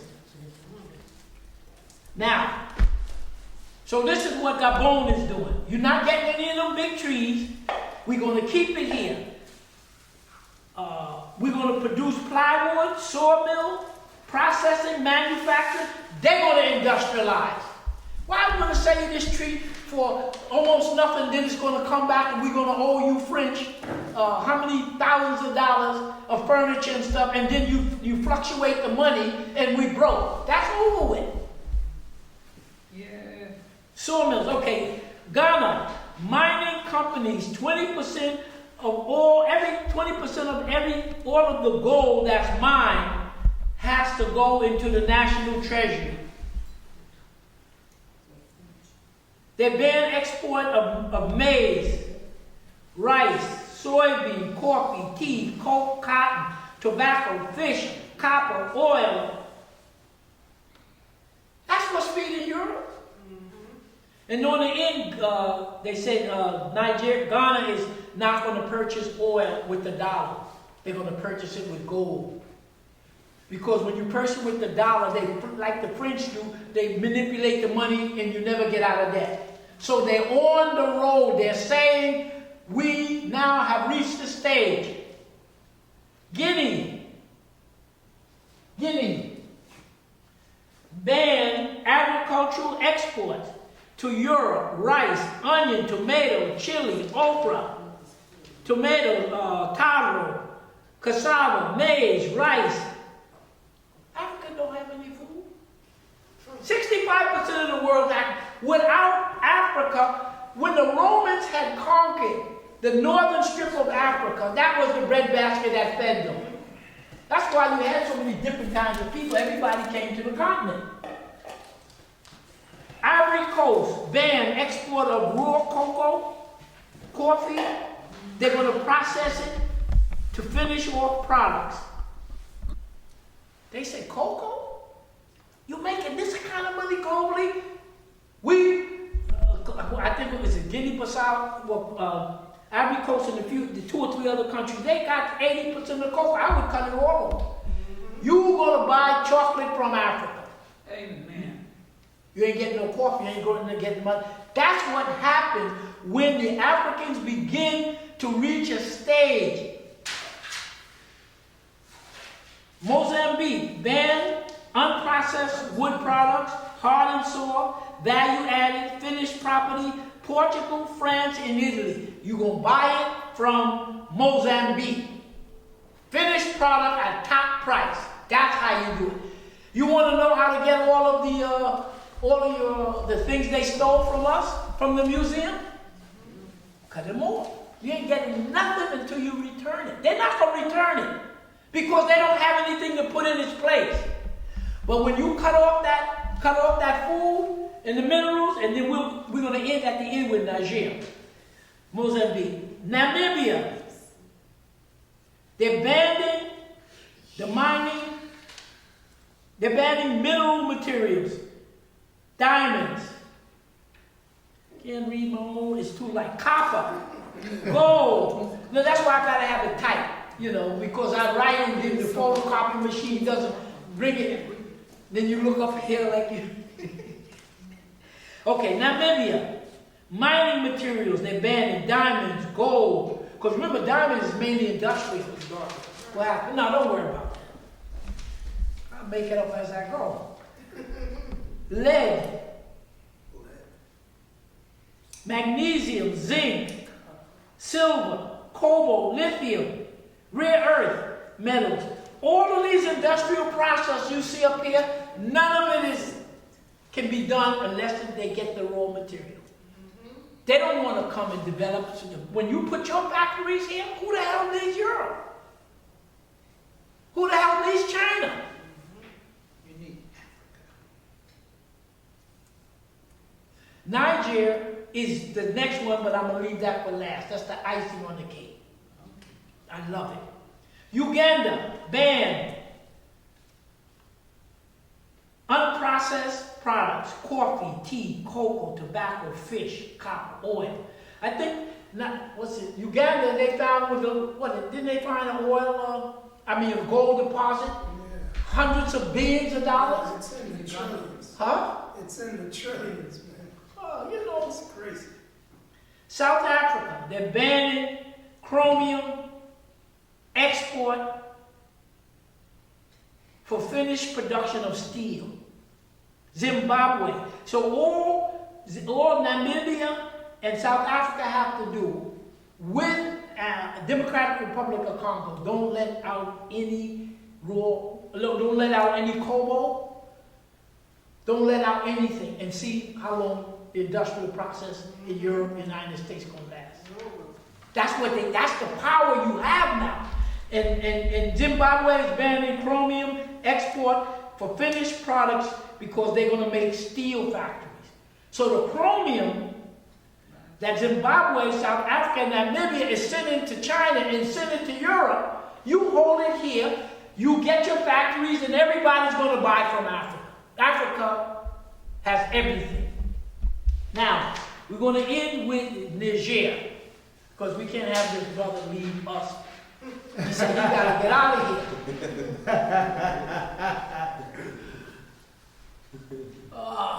It's the young people. Okay. Niger, uranium market. The first thing they're doing is they said they will sell the uranium to whoever wants to buy it. But you're not going to get it for 8 cents. You're going to pay the $200. You know what I love? They say that the sale of the uranium to France will be $200 now. But in order to get that, all of that back money that they're cheating them, you gotta bring it in, or you're not getting it. Niger's uranium, they say is dependent, Europe is dependent upon Niger's uranium, 25%. France, 30-40%. They got 57 nuclear reactors. So here you getting it, and you remember what we said when the uranium they get, they put it in their nuclear reactors that heats the homes and that runs their factories. They take the raw uranium and they sell it to the Western European countries for big money. And in their nuclear plant, it makes enough excess electricity that France sells it to the European countries. So they get the uranium almost for nothing. They say they only make $5 billion. Who knows what the hell they make? But without that uranium, They're done. Britain is in trouble. Germany's in trouble. All of the countries. So Niger, French bring it in, put it in their nuclear reactors, heat their people, run their nuclear submarines, run their industry. They're going to make money selling electricity or selling raw material. But they couldn't do anything because the people who took over Niger, it went in the back pocket. I once got in a minor accident. 2 guys got out. I didn't know what to do. I just went in my back pocket. They walked away. So Niger put the people under arms. You know they formed the military pact, right, with Burkina Faso and Mali. Remember that? You attack one, you attack, okay. Plus, Guinea, who's on the ocean, who's on the Atlantic Ocean, Guinea. All of the military supplies come in through Guinea. So these countries are working together. So you can't, we went through it before, they wanted to reverse that coup because the uranium is so critically important to Europe plus the gold. So according to these countries, in their master plan, they're going to take the gold mines. And the foreign companies will no longer own 90% of the gold mines. What they're going to do is they're going to get some countries to come and help them bring up the latest procedures in mining the gold, and no more gold is going to leave. So here you have France. Look at what they lose according to the sisters who explained it to us. The president of France, I forgot, through 2 or 3 years, he said without Africa, they're nothing. So they're going to take the gold mines and nationalize it. They're going to have somebody come in and start updating it and taking 90% of any minerals. This gold is going to stay here. Now, let's finish off with Niger. Benefits, health. Okay, so we can go, there's a lot of programs they're doing in Niger, but the reason that I say, remember, okay, so remember we had gone over quickly that they formed the military pact, right? The 3 countries, Burkina Faso, Mali, and Niger. Okay? But basically they're all linked together. Remember what we said when the French wanted to overfly Algeria to maybe intervene? Algeria says no. Algeria says they will come in militarily to protect Niger because they don't want a repeat of what the United States did there.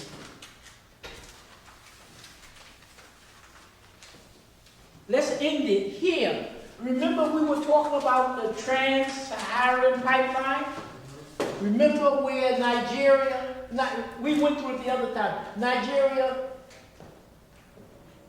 there's an oil pipeline that runs all along the west coast of Africa and ends in Morocco, okay? So West Africa have access to gas. But Nigeria wants to run from here, you know, the oil fields, through Nigeria. Then where does it gotta go through? Niger. Then to Algeria and out, right? Straight north. The individuals who are running Niger said to Nigeria, you want to intervene and overthrow me?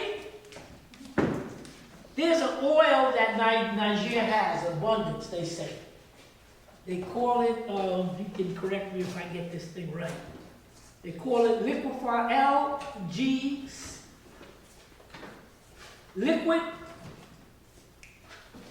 Liquefied natural gas. no, not liquefied, liquid petroleum gas. LPG. Liquid petroleum gas, they say it's for cooking, LPG. vehicles, and heating. And they say Nigeria is highly dependent on that liquid petroleum gas. And they said Nigeria saying that they may ban it to keep reserves for itself. And you can ban it to teach Nigeria a lesson that you want to come and invade Nigeria because of the French, or because the American, or because you got some corrupt leaders in Nigeria. And in Nigeria, there's the new president, Tinubu. You follow Tinubu? Yeah. Is he a criminal? I just asked the question. Do you think he's a criminal? There is a report saying, like, in the past, he getting saying he's handing some, you know. Oh, the U.S. FBI and everything said he's money laundering and gangster the whole bit. He's a criminal. And they still, in the Nigerian Supreme Court don't want to kick him out. Okay, that's neither here nor there. But Nigeria says they're going to cut off to Nigeria this liquid petroleum gas. And especially since the subsidy is taken off the gas in Nigeria. Plus, now, if we are the ruling group in Nigeria. He's the president, because he's from there. We're from there, but we don't know we're from there, because we don't know where they took us from. So you know what the ruling group says? Nigeria, you want to invade us? You Frenchmen, are you American? No, they say to them, we'll end. Wait now. You were trying to bring down Russia. You're idiots. So what you do is you Europeans let the United States talk them into stop buying gas from Russia, the liquefied gas. To ensure that the Europeans don't buy it from Russia, the United States blew the damn pipelines up. Correct? Then the Europeans started running around the world looking for gas. They came to Africa, and the reason the Africans didn't sell them any gas is because they pull out the paper. Remember you were here colonizing us? Killing us? The Africans wouldn't sell the Europeans gas. The Arabs wouldn't sell them the gas. Africa and the Arabs, they got half the world. They wouldn't sell it because that's what happens when you do. The same thing that people might accuse me of. What are you talking about? I remember the rape. You raped my people. You think I forgot? That's why they're afraid of you, because they know you're not going to forget what they did to you in slavery. So, the pipeline, so now Europe don't have any gas. So the United States says, you used to get the gas for $10 a unit from Russia. I'll sell it to you for $50. So the United States is selling liquefied gas to Europe for 5 times what the Russians were selling them, and the gas is no good because it's fracked. It's pebbles in it. So now they're desperate. So now they went back to the Niger and Algeria. A number of years ago, they signed a memorandum to run the fuel in. But guess what? That trans-Saharan pipeline is now critical to Europe. They got to have it. Where else they can't get it anyplace else. The Arabs are not selling it. The Russians are not selling it. So now but now it runs through Niger. So the latest of the ruling people in Niger said, okay, Nigeria, you cut off the electricity from us. That's okay. Now we're going to cut off the gas. And we don't know if we're going to let the pipeline go through. That's what the people in Nigeria said. We don't know. We run it here. You don't run here. We don't. It got to go right here. You think we're going to let this pipeline go in here? If they would have asked me, I would say to the ruling group in Nigeria, decide. I would let the gas go through. But what price? Know what I would ask for? I would either ask for one or two things. That when that pipeline goes from Nigeria to Algeria, you put a connection, you put a extension so that Nigeria gets gas, so they can industrialize, so they can get the electric. You need that, the liquefied gas. If you want to build a steel factory, you want to, to dig the gold out, you need energy. You see, the top thing, you cannot become an industrialized society without the energy to make it run. So if I was Nigeria, I said, okay, I'll run it. But you're going to put an extension.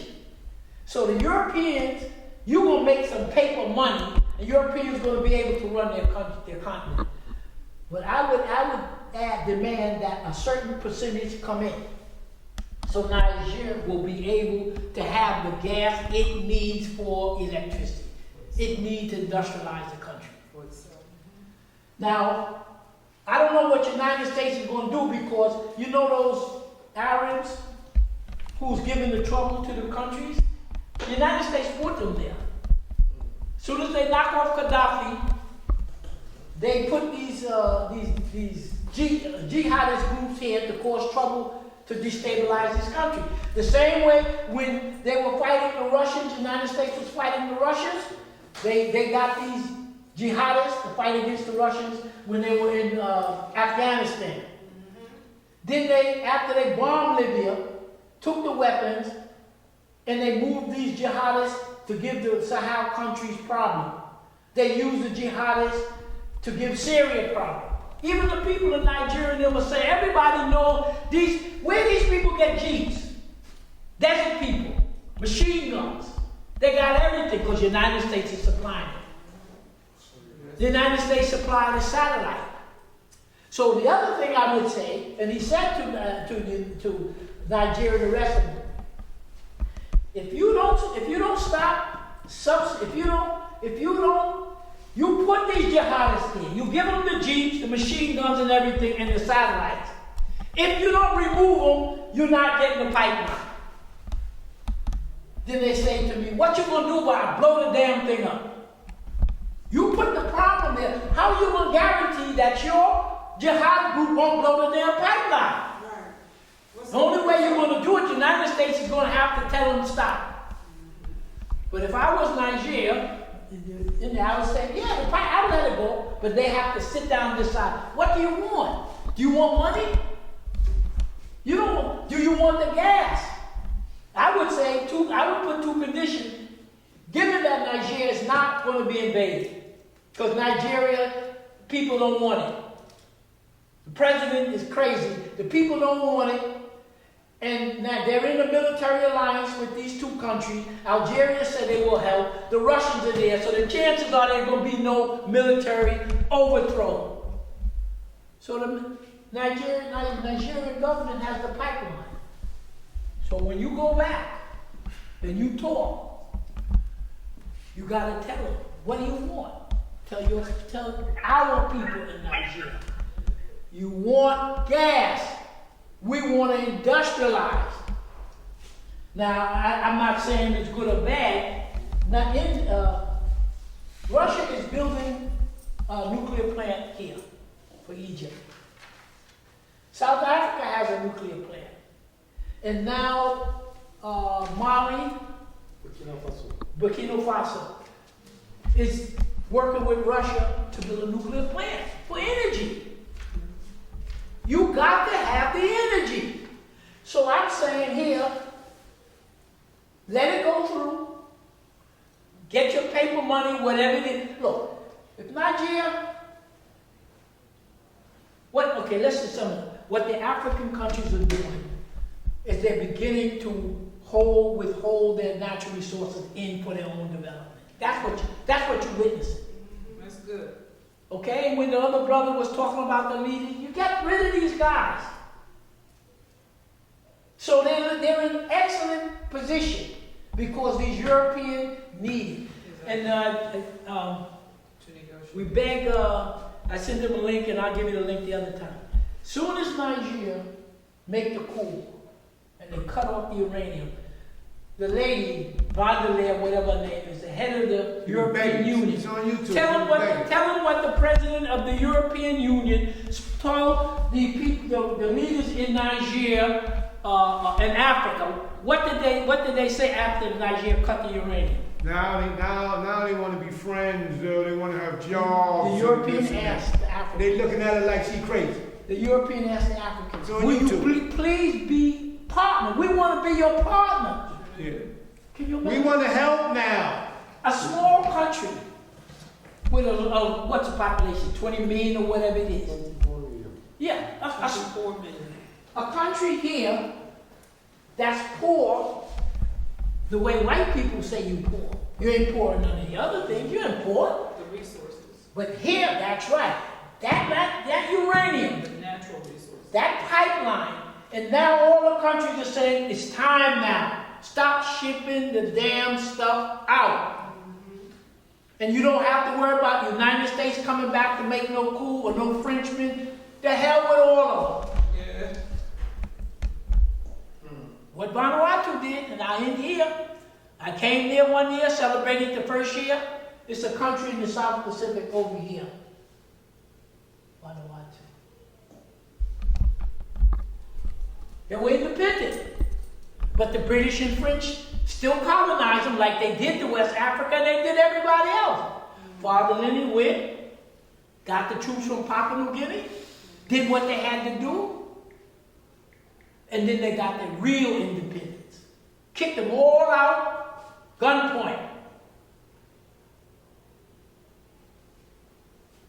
And that's what you have to do in Mali and the rest. There's no other way to get rid of them. They're not going. So, where we had said Niger should be in good shape, they have a joint military alliance. Algeria is going to work with them. The whole area is, as I said before, that this area, the Sahel and up here, is in a state of rebellion against the United States and the rest of them. And here, the United States has invaded and bothered everybody. So that was the end product, the best part of the lecture of talk. Is for you to know that the Africans are taking what they have to do. They're not stupid.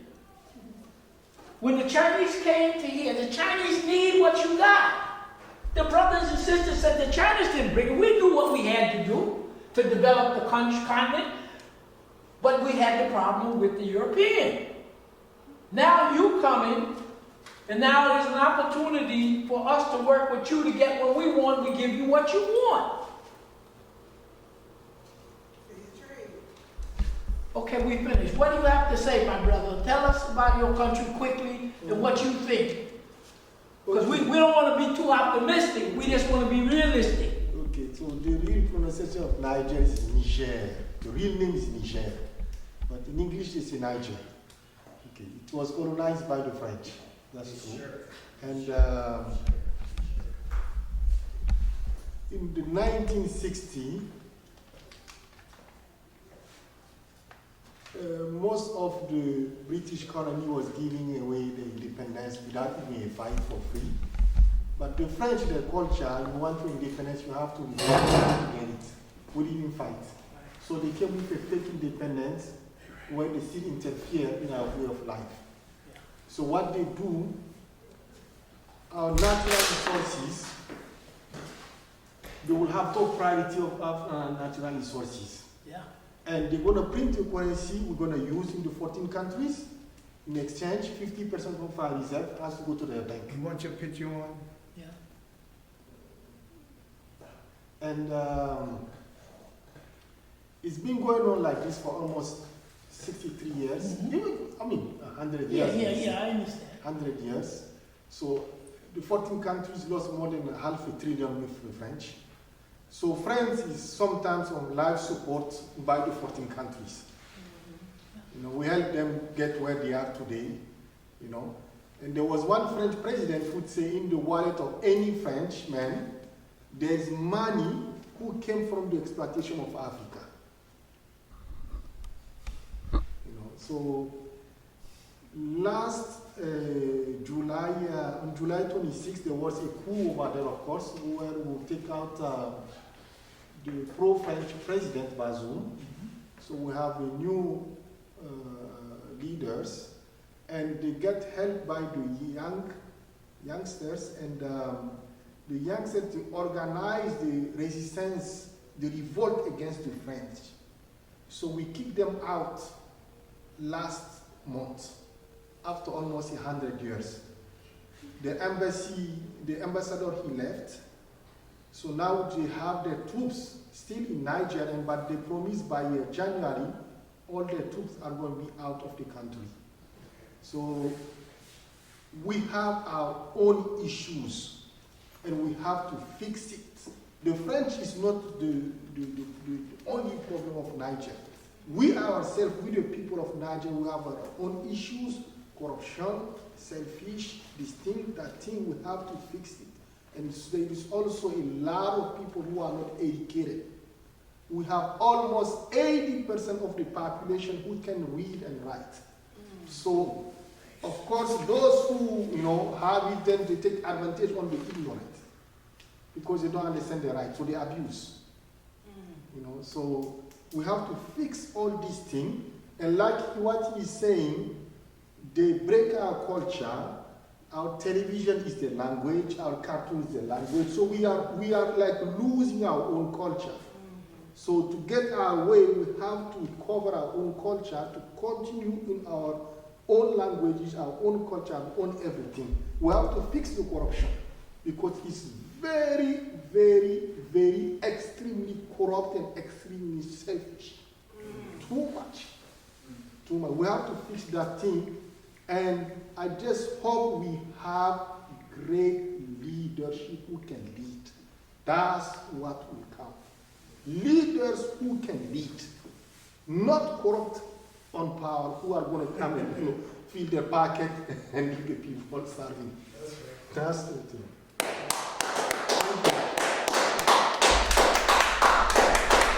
Okay, any question from the floor? Question from the floor? Any of the Zoom audience got a question for Doc? Zoom audience going once?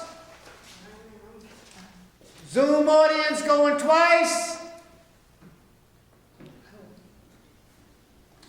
Zoom audience going 3 times? Zoom audience, you're out of here. Okay, anybody else got a question from the floor? Miss D? Could you explain again, you talk about religion in terms of the Muslims, Christians, and Jews, and the parts of the Bible that it came from? I really enjoyed that. You went through it quickly. So you said that the Muslims did something about What I'm saying is, Dr. Ben wrote in one of his books, Africa, Mother of Western Religions. The Western religions he's referring to is Judaism, Christianity, and Islam. Dr. Ben has given a number of good lectures on it, and you just got to get his book. He's saying that the origins, mother of Western religion, the origins, the stories, like the story, there's 16 crucified saviors. You read a book called 16 Crucified Saviors. In that area, Egypt and then Sudan, that is now Sudan, in Asia and stuff, there's a story of a God being sent down to help man. And there's another woman God, that helps the woman. And that God, the goddess came down to work, and then he was what? Killed. In other words, Jesus came down, was sent down from God, right? To help the work of the people. They killed him. Osar was the same way.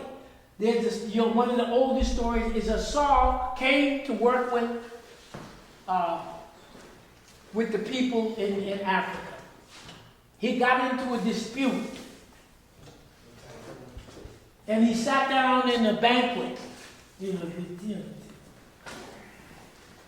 And he was his brother.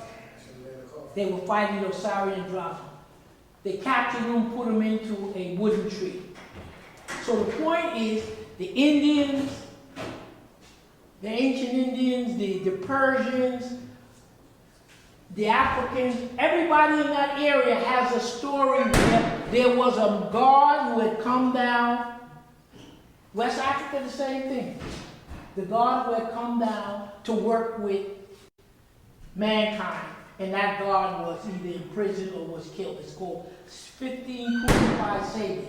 That story is in all of it. In other words, when you look at the Jewish Bible, I don't know anything about the Bible, you will see where they're talking about. Everything that's happening in Northeast Africa, in Egypt and in that area.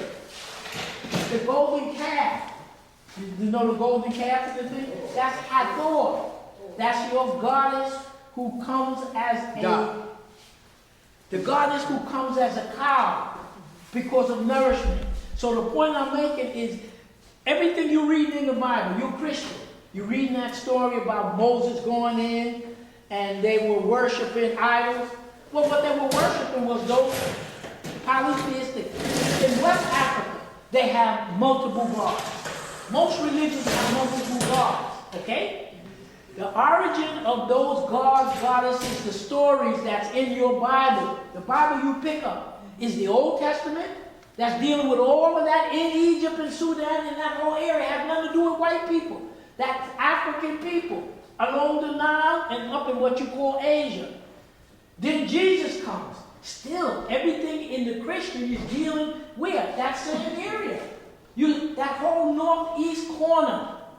So Dr. Ben documents Africa, mother of Western religions. He documents the stories and everything to show you that all the things you were doing, the God you worshiping, everything is coming Out of Africa. the Jewish, okay. Now you have a Christian Bible. You got the Jewish, then you got that whole section when Jesus comes. And then all the people who are Muslim, they use the Old Testament, the New Testament, and then they put on Muhammad, and then you got the religion. That's what Doc meant. So he said the Old Testament, New Testament, and what else made up the Muslims? Because that's what I was trying to figure out. The Quran. And the Quran. The Quran has got 3 parts to it. And the Christians came from what part of the Bible religion? They was the Old Testament? No, when you pick up your Christian Bible, you're Christian, those stories that related to Jesus, that's the New Testament. New Testament. The Old Testament is Abraham and this got developed. And the Jews were using the Old, New, and something else, right? The Old Testament, the New Testament. You was just dealing with the Old Testament and No. the time. When you have a Bible, the Christian Bible, it has 2 parts to it. The Old and the New. The Old is from Egypt, and then Jesus comes in. He's a crucified Savior. That's the same thing with the song. So the point is, the Bible you pick up, that everybody uses, has 2 parts to it.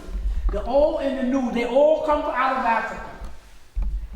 Then another group of people, Doc explained Alouette and stuff. He said Muhammad was, like most people in the area, worship. Most religions are polytheistic. They're not one God, there's a God. There's a God in West Africa for fire, there's a God for fertility. You see, most religions are polytheistic. Exactly. So you pick up the Bible And you get, the Old Testament is dealing with That's a whole nother lecture, Doc.